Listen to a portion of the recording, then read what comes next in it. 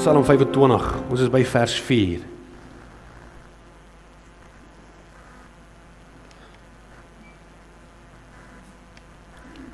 Psalm 25 vers 4.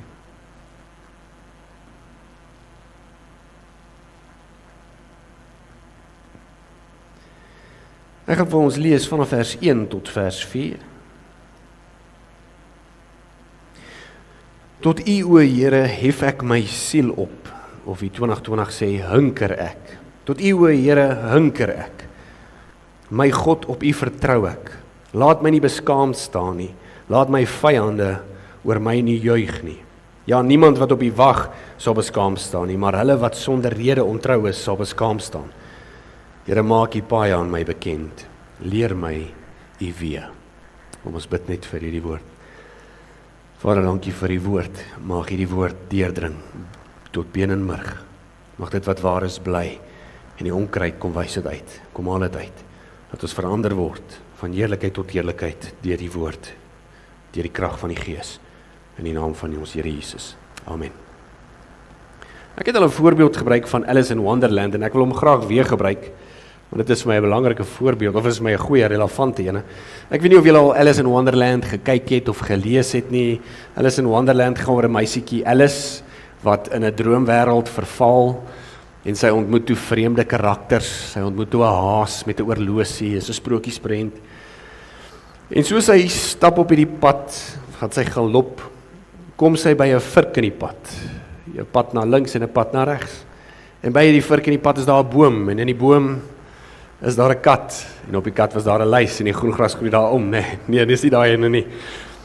En daar is toe 'n kat, en hierdie kat het heeltyd so glimlag gehad, en hy kan homself so deurskynend maak, en dan kan hy homself weer laat verskyn. En Alice vra toe vir die kat, waarheen, of wat se pad moet ek vat? En die kat sê, dit hang af. En Alice sê, dit hang af van wat? En hy sê, dit hang af waarheen jy op pad is. Daar is waarheid in wat die kat vir Alice gesê het. Vir die Christen is dit altyd belangrik om te weet wat se pad jy vat. Want die pad wat jy vat, gaan bepaal na jou eindbestemming. So ek vra jou vandag, op wat se pad is jy? Is jy op jou pad, of is dit God se pad? Want jou pad bepaal jou bestemming. Ek ontmoet baie Christene of mede-Christene, of mense wat die uitspraak maak, hulle is Christene, en dan vertel hulle my van hulle pad. Hulle vertel my hulle pad, hulle is op pad hierheen, dit is hulle planne vir die toekoms, dit is wat hulle gaan doen. En dan vra hulle my gewoonlik, dat ek vir hulle pad moet bid. Pastoor, bid vir my pad, bid laat dit geseën sal wees, ek beplan dit, bid dit asseblief, laat alles wat ek beplan sal goed uitwerk. Ek wil net gou vir jou sê, dat die Christen is nie veronderstel om sy pad te stap nie. Hy is nie veronderstel om te sê, ek stap my pad en God moet my pad seën nie. Dis nie Christenskap nie. Christenskap is veronderstel om te sê, ek lê my pad neer en ek stap God se pad. Dis Christenskap. Christenskap is die opoffering van jou begeertes, jou idees en jou pad. Want jy weet, dit is waar seën lê. Eendag toe gesels ek, hier is 'n goeie voorbeeld, eendag toe gesels ek met 'n besigheidsman. En hy en sy vrou deel met my oor hoe hulle bid oor sy besigheid. Wat goed is, bid oor jou besigheid, dis reg, ek stem, bid oor jou werk, bid oor jou beroep. Maar hy bid oor sy besigheid, elke oggend sê hulle staan hulle op en hulle bid saam. En later in ons gesprek, lui sy foon en hy is toe 'n kliënt, en hy praat toe met die kliënt, en ek kan toe so half aflei, dat die kwotasie wat hy vir die kliënt gaan gee, is bietjie van 'n opgeblaaste kwotasie, 'n oneerlike ene. En dit is vir my ironies, want ons bid baie keer dat God ons pad moet seën, en dan ons pad wat ons stap is 'n oneerlike pad, of 'n onetiese pad. Hoe verwag ons? Kom ons wees regtig net prakties. Hoe verwag ons God moet jou pad van oneerlikheid seën? Dieselfde met belasting. Niemand van ons hou daarvan om belasting te betaal nie. En dan op 'n manier kry mense 'n oneerlike manier. En dan bid ons en dan sê ons, Here, seën dit. As die Here jou oneerlike pad seën, het hy aandele in jou oneerlikheid. Dit maak hom dan oneerlik. God kan nie oneerlik wees nie. Wat vir my sê dat dit nie God is wat jou pad seën nie. Miskien is dit die vyand. God kan nie gierigheid, selfgesentreerdheid seën nie, want hy motiveer dit nie, hy staan nie vir dit nie. Ek het al mense gekry wat na my toe gekom het in moeilike werksituasies, moeilike werksomstandighede. Hulle word te min betaal, hulle werkgewer is lelik met hulle, dis dieselfde storie. En ek weet dit is 'n toets. Ek weet dit is 'n toets vir hulle geloof. En ek sê dit vir hulle, ek sê die Here toets jou in hierdie saak. Hoe gaan jy reageer? As hy nee, ons gaan die Here soek. Hulle sukkel by die werk. Hulle is nie waar hulle wil wees nie. Dan bid hulle tot God. Hulle lees Bybel.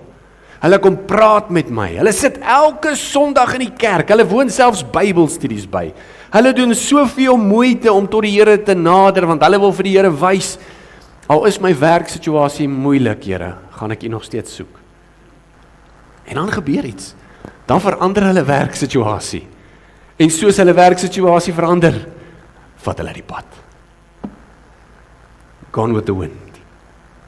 Nie meer kerk nie, nie meer Bybelstudie nie, nie meer gebed nie, word afgeskeep. Jy sien, daai toets, alhoewel daai persoon dink hy het geslaag, het hy eintlik misluk.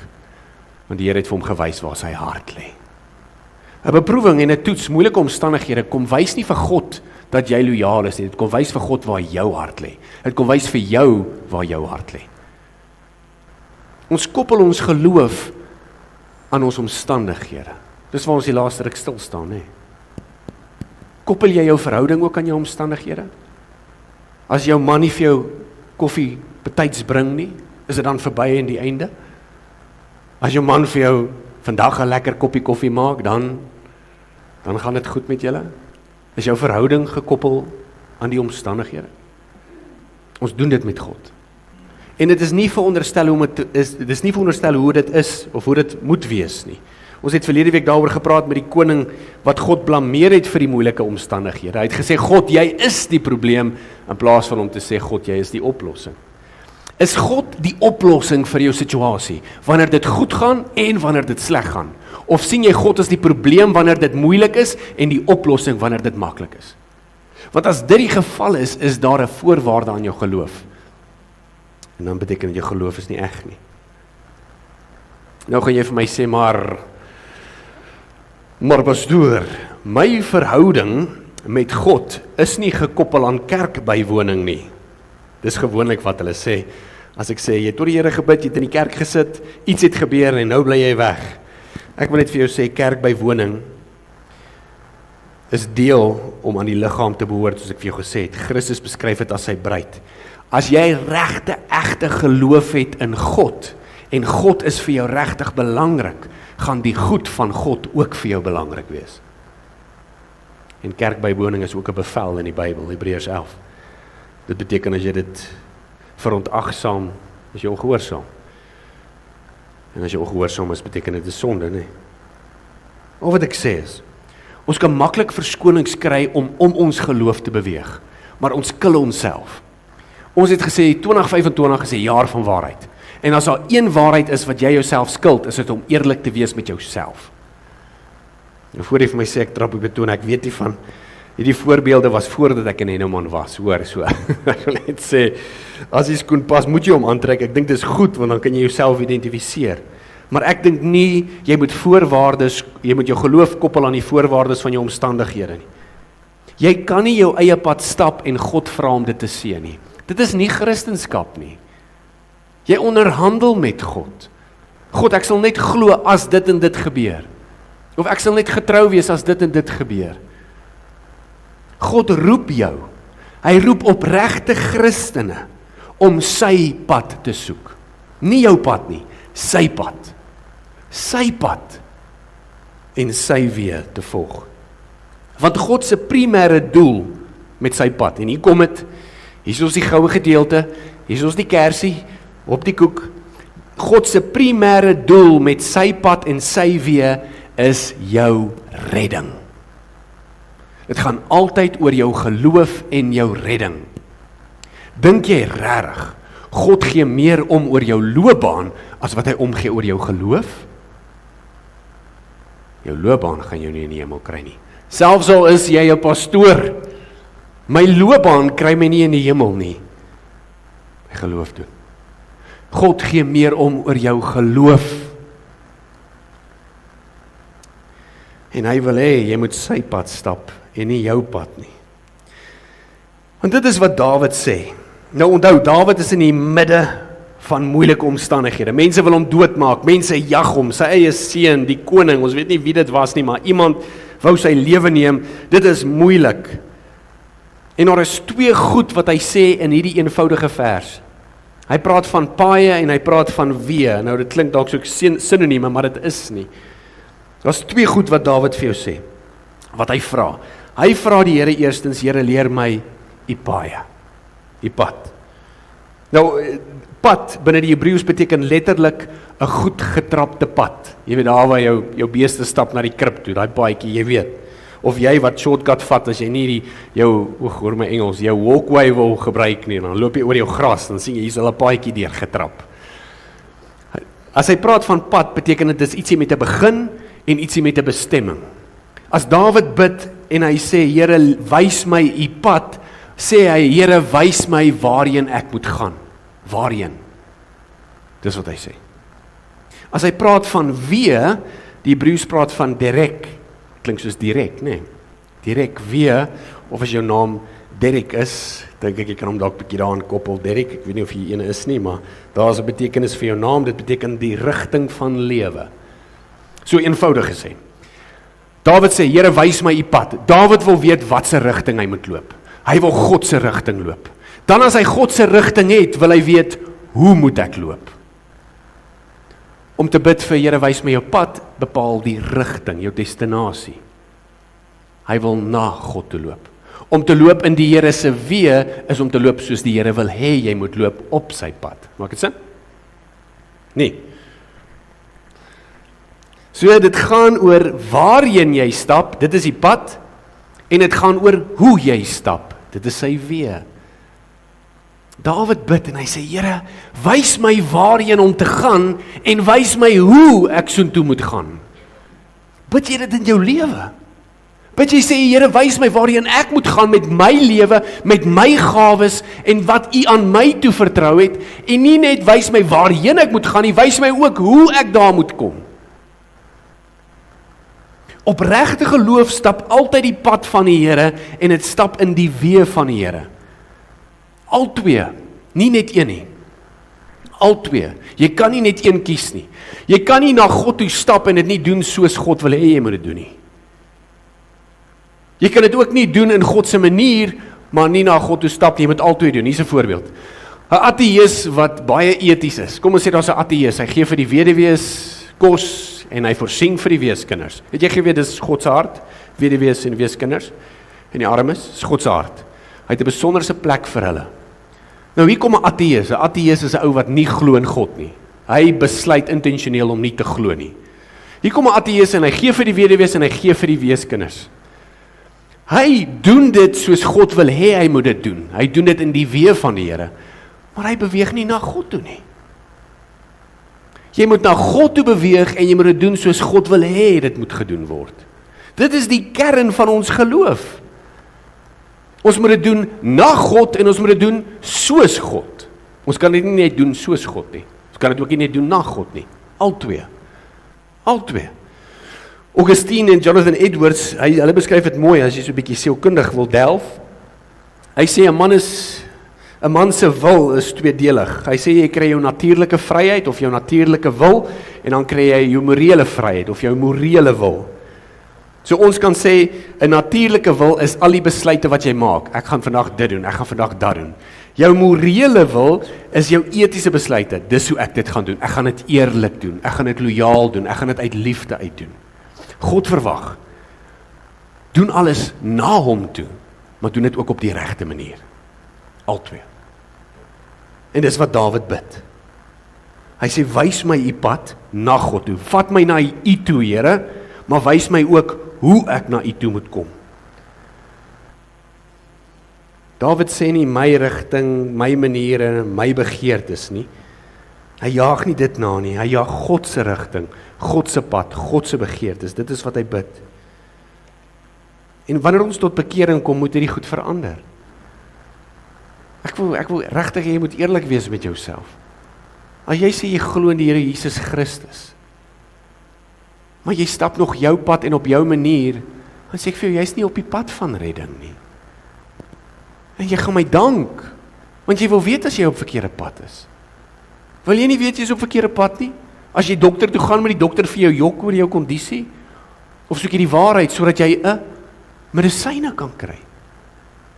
As jy gesê het, jy glo in Jesus, maar jy is nog steeds oneerlik, jy is nog steeds gierig, jy is nog steeds losbandig, jy is nog steeds betrokke met homoseksualiteit, dan sê ek vir jou, jy sê jy glo in Jesus, maar jy stap jou eie pad en jy doen dit jou eie manier.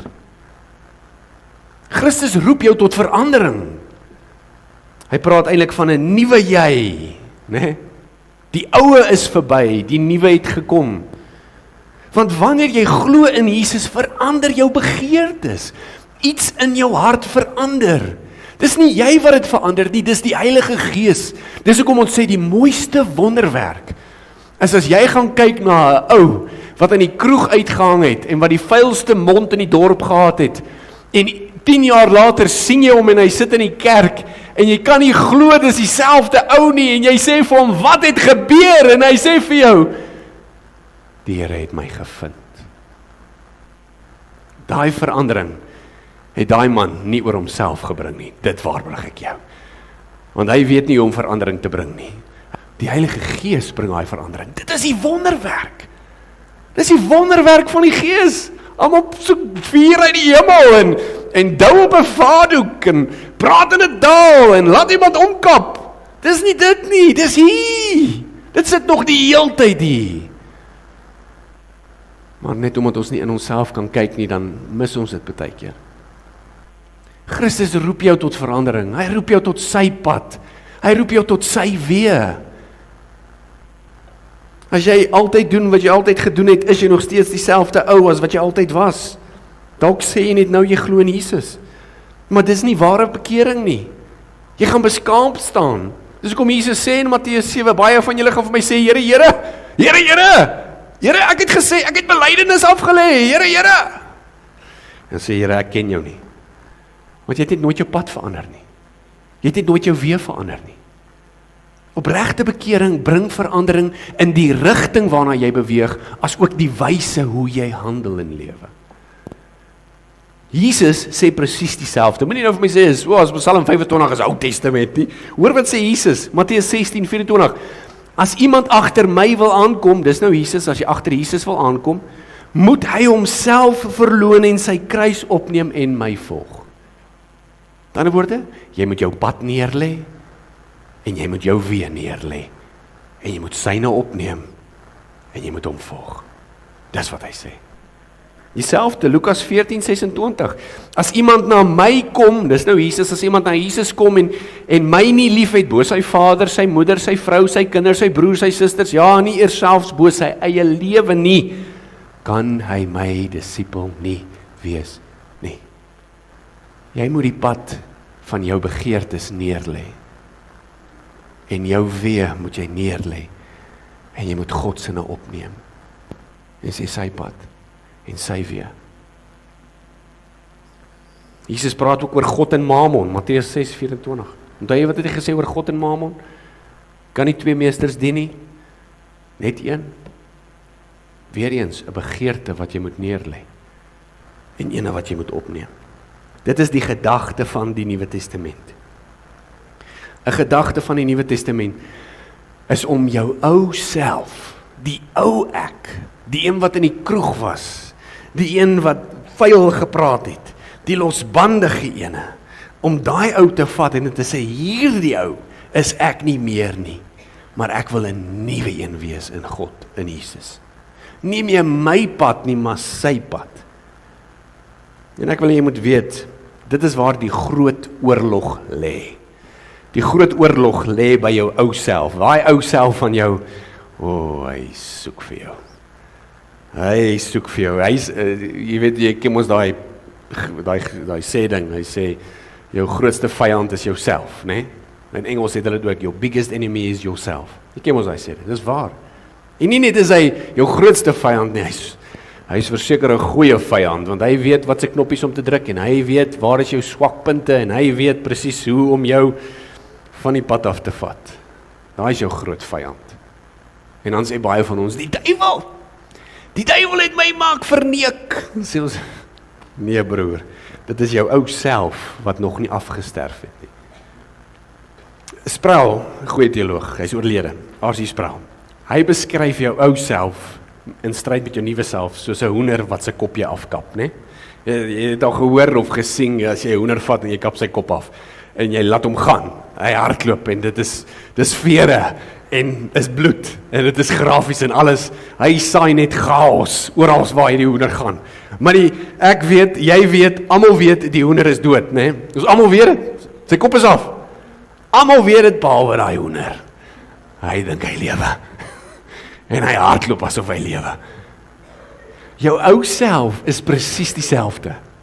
As Jesus in jou hart inkom, dis nie dadelik verander alles nie. Wow, ja, dis 'n proses. Die kop van jou ou self is afgekap, figuurlik gesproke. Maar daai ou self, hy weet nie, hy's dood nie. Hy hardloop nog rond en hy saai verwoesting in jou. En ons moet kom by 'n plek waar ons daagliks hierdie ou self so 'n bietjie vasvat en sê, maar hierdie is nie die pad van die Here nie. Dis nie waantoe ek wil gaan nie. En ons moet hierdie ou self baie keer vasvat en sê, maar hierdie is nie die weë van die Here nie. Want kom ons wees eerlik, ons almal het sonde, Jakobus, nie een van ons is sonder sonde nie, anders bedrieg jy jouself. Baie keer kom gierigheid dalk weer in jou hart in. En jy wil met alles in jou net geld hê en besittings. Baie keer kom woede en wraak dalk in jou hart in. Hulle het my dit gedoen en ek wil hulle gaan kry. Dis daai ou self, daai afkop hoender self, wat weer bietjie hardloop. En jy moet dit net stop en sê, maar wag 'n bietjie. Hierdie is nie wat God sê oor sy pad en sy weë nie. Net omdat jy so voel, beteken nie dit is wat jy moet doen nie. Ons moet daai ou self bietjie vasvat. Ons moet daai ou self so bietjie uitwys. Want hy saai verwoesting, hy saai verwarring. En nou natuurlik, baie mense wil dit nie hoor nie. Hulle wil nie hoor oor die gierigheid is verkeerd, homoseksualiteit is verkeerd, losbandigheid is verkeerd nie. Hulle wil dit nie hoor nie. Ons weet dit, selfs die Nuwe Testament weet dit, die Bybel weet dit. En omdat hulle dit nie wil hoor nie, gaan hulle nie luister na daai predikers nie. Hulle sal eerder predikers kry vir hulle eie begeertes. Jy sien, dit is die probleem met geloof van vandag, ons moderne geloof. En dis hoekom ek sê lidmaatskap is soveel meer as net 'n klub. Mense kies wat se kerk hulle wil aansluit op grond van wat hulle van hou. As jy vir my die regte goed sê en as jy die regte musiek speel, die regte melodie praat, as jy my taal praat, pastoor, dan sal ek pas. Nee. Hulle soek 'n pastoor wat vir hulle wil sê wat hulle wil hoor en nie wat hulle moet hoor nie. Maar dit is gevaarlik. Want jy weet so goed soos ek, partykeer moet jy vir jou kind sê wat hy moet hoor en nie wat hy wil hoor nie. Dit is dieselfde konsep. Mense sien hulle begeertes, daai ou self is partykeer so besig in jou en hulle wil hom net nie laat afsterf nie. Hulle wil hulle pad volg en hulle wil net hê God moet dit seën en omdat hulle dit wil hê, kies hulle vir hulle kerk wat daarbey pas. Nou hoor wat sê die Bybel oor dit, 2 Timoteus 4:3. Daar kom 'n tyd wanneer hulle die gesonde leer nie sal verdra nie. Maar omdat hulle ore gestreel wil word deur wat hulle hoor, hier kom dit, sal hulle vir hulle self leermeesters na hulle eie begeerte uitsoek. Ouens soek kerke en predikers wat hulle paaie seën en wat God se pad op die agtergrond skuif. Nee. Ons soek nie my pad of jou pad of wie se pad nie. Jy soek God se pad. Anders te mors jy jou tyd. Hulle het dit selfs gedoen in Genesis. Onthou julle Genesis 11, in die toring van Babel. Kom ons hoor wat sê 11 vers 4. Kom ons bou vir ons 'n stad en 'n toring met sy bopunt in die hemel, sodat ons vir onsself 'n naam kan maak. Dis wat hulle sê. Hulle wou vir hulle self 'n naam maak. Dis die eie ek. Dit is jou pad. Dit is jou begeertes en jou weë. Jou pad gaan oor self, eie begeerte, eie belang. God se pad gaan oor God. God se belang, God se begeertes. Ek probeer jou net wys dat ons begeertes lyk nie noodwendig soos God se begeertes nie.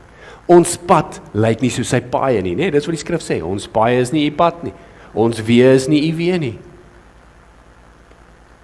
Ons dink altyd net ten opsigte van die hier en die nou. Hierdie wêreld. As ek net in hierdie wêreld, maar God sê nie net hierdie wêreld nie, ek dink aan ewigheid ook. So die eenvoudige vers sê vir ons, stap die rigting na God, dit is sy pad, en stap dit op 'n manier soos God wil hê, dit is sy weë. Want as jy op sy pad is en op sy manier is dit 'n lewe vol van God. Nou vra jy dalk, hoe moet ek sy pad stap? Ek dink eerstens, jy moet hom ken. Want as jy hom nie ken nie, gaan jy nie sy pad ken nie. As jy hom nie ken nie, gaan jy nie sy weë ken nie. Passiewe geloof is 'n gevaarlike geloof. Stap die pad, Here, ek wil die pad stap, maar jy weet nie wie's God nie. Jy weet nie wie's Christus nie. Jy weet nie hoe lyk sy weë nie. Jy weet nie waarvoor hy staan nie. Jy luister maar net 'n TikTok video van een of ander prediker. Dit leer jou nie wie God is nie. As jy God nie ken nie, gaan jy nie sy pad ken nie. As jy nie sy pad ken nie, gaan jy nie sy weë ken nie. Dis hoekom ons doktrine kursusse aanbied. Dis hoekom ons Bybelstudies aanbied. Maar ek dink ten spyte van om God te leer ontdek in die skrif, moet ons ook tot God bid en hom vra, Here, leer my u pad, Here, leer my van u weë. Ek dink ons moet bid dat God ons denke verander. Dit is Romeine 12 vers 1 tot 4. Verander ons denke. Van dit begin hierso, laat ek meer dink soos u. Ek dink ons moet bid dat die Here ons hart verander. Dis Esegiel 36, nee, nie meer 'n hart van klip nie, maar 'n hart van vlees. Vir jou wil ek 'n nuwe hart gee. God wil jou denke verander, hy wil jou hart verander. En as hierdie goeders verander, gaan jou wil verander. Jou rigting gaan verander, jou koers gaan verander. Wat maak regtig saak in hierdie lewe? Wat maak regtig saak? As jy so lê op jou sterfbed, gaan jy sê dit is daai debietorders wat ek nie kon betaal nie. Dis my besigheid wat ek probeer het bring tot die volgende hoogte. Dit is wat saak maak. My kind, as daar iets is wat ek vir jou wil sê, luister mooi, weet jy wat maak saak in hierdie lewe? Is om seker te maak jy kry 'n groot bankbalans. Want as jy sterf, los jy hom net daar. Wat maak regtig saak? Vra jouself. Bring jouself in perspektief, want die wêreld verkoop vir jou 'n leuen. Bring jouself terug na 'n koninkryksvisie en sê, wie se pad stap ek? En hoe stap ek hom? Wat maak regtig saak? Die antwoord op daai vraag sê jy wys waar jou hart lê. Ons bid nie dat God my pad moet seën nie, want my pad lei na die verderf toe. Maak nie saak hoe eties ek probeer wees nie. Ons bid, Here, vat my weg van my pad af en vat my op u pad.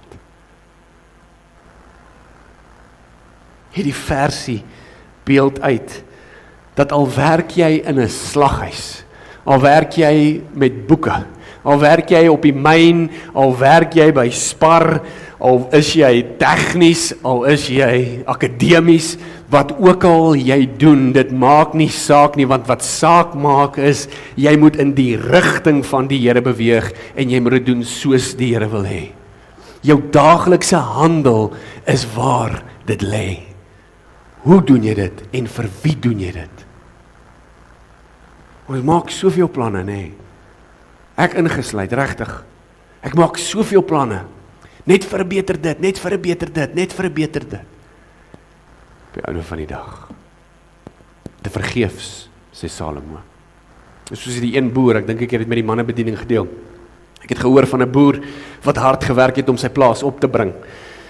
op te bou. Hy het geplant, vroegoggend, laat aand, hy het gesaai, hy het seker gemaak, hy wou dit gedoen het, want hy wil vir sy kinders gee, dis wat ek ook sê, hy wil vir sy kinders gee, dit wat hy nie gehad het nie. Nee. En hy het hard gewerk. Hy het hard gewerk, vir jare aan een.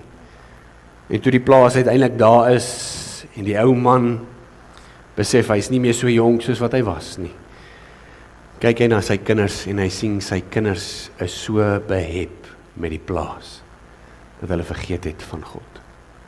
En hy sê, plaas saai ek meer in geloof, as wat ek in die plaas gesaai het.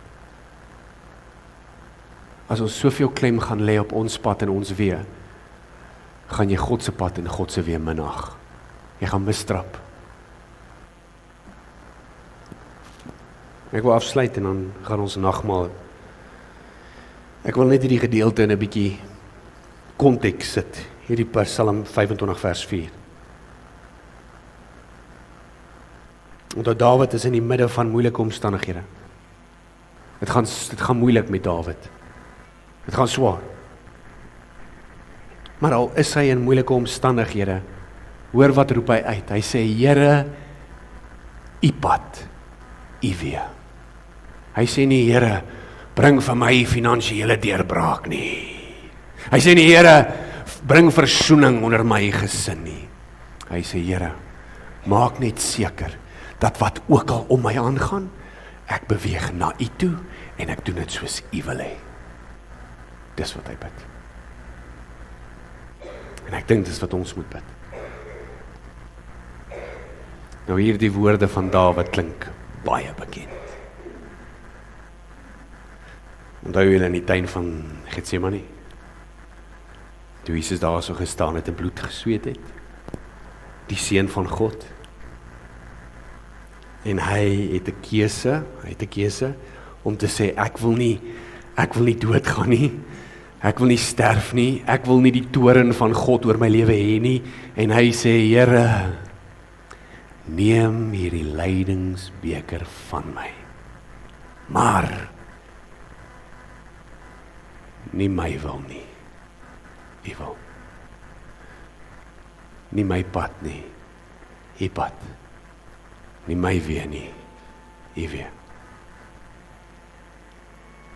Jy sien die beker wat Christus moes drink, die beker wat verby moes gaan, die figuurlike beker. Jesus was nie bang om dood te gaan nie, hy het geweet hy gaan weer lewe. Hy was nie bang vir die fisiese dood nie.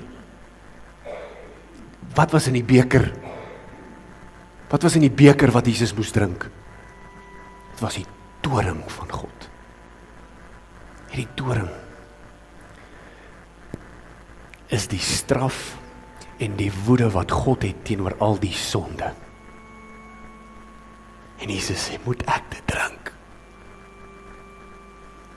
En God sê, jy moet, want ons kan nie. Dit is hoekom my bloed gesweet het. Weet jy hoe lyk die toring van God? Dit is 'n vernietigende vuur.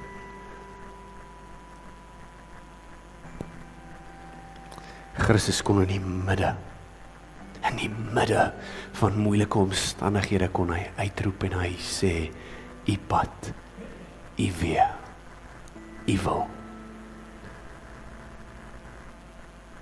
Ek wil vir jou sê, jy is in die midde van moeilike omstandighede. Jy is in 'n krisis. Ek praat nie van jou moeilike werk nie. Ek praat nie van daai moeilike verhouding nie. Ek praat nie van moeilike finansies nie. Ek praat van jy is in 'n krisis want jy is nie reg met God nie. Jy is nie reg met God as jy jou eie pad stap nie. Jy is nie.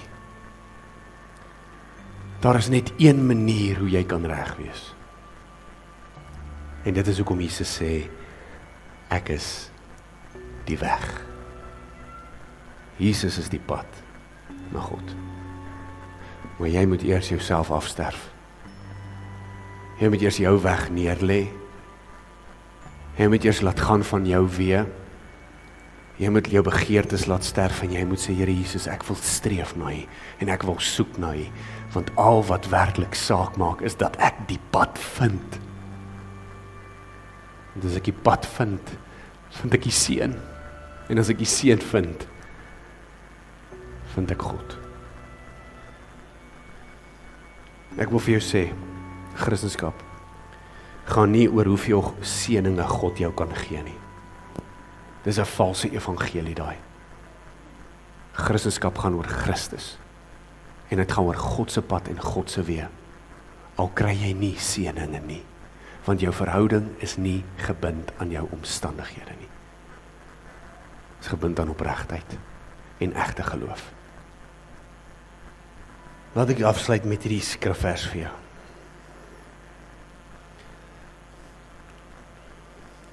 Jesaja 55, vers 8. Dis die Here wat praat. Ja, my planne is nie julle planne nie. Julle paaie is nie my paaie nie. Dit is die uitspraak van die Here. En dan aan die begin van hy hoofstuk, dis wat hy sê. Hy sê, kom almal wat dors is, kom na die water. En wie geen geld het nie, kom koop en eet. Kom koop sonder geld, sonder koste, wyn en melk. Waarom weeg julle silwer af, vir wat nie brood is nie? En beeste, julle moeitevolle arbeid, aan wat nie versadig nie. As julle aandagtig na my luister, sal julle eet wat goed is. Sal julle aan ryk kos verlustig. Dis wat God gee. Sy pad, sy weë. Kom ons bid. Ons Here Vader, dankie vir die geleentheid waar ons net weer perspektief kan kry. Het gaan oor U alleen. Help ons om U pad te vind en om te handel volgens U weë. Laat ons pad en ons weë neerlê. Laat ons wegdraai van die goed waarmee ons besig is en terugdraai na die goed waarmee U wil hê ons moet besig wees. Vernuwe ons harte, vernuwe ons denke en bring hierdie passie, ywer en vuur terug in ons hart vir U, o Here. Ons dien U nie net vir die seëninge nie. Ons dien U op grond van die verhouding wat ons met U het, 'n lewendige een. Dankie Jesus dat ons vandag U kan herdenk wat U aan daai kruis gedoen het. Daai toring beker wat U gedrink het. Een wat ek vrygespring het. Ek bid dat die woord in harte sal insink, laat ons dit sal dra. Ons kinders sal leer, met ons familie sal gesels. Dis my gebed in Jesus naam. Amen.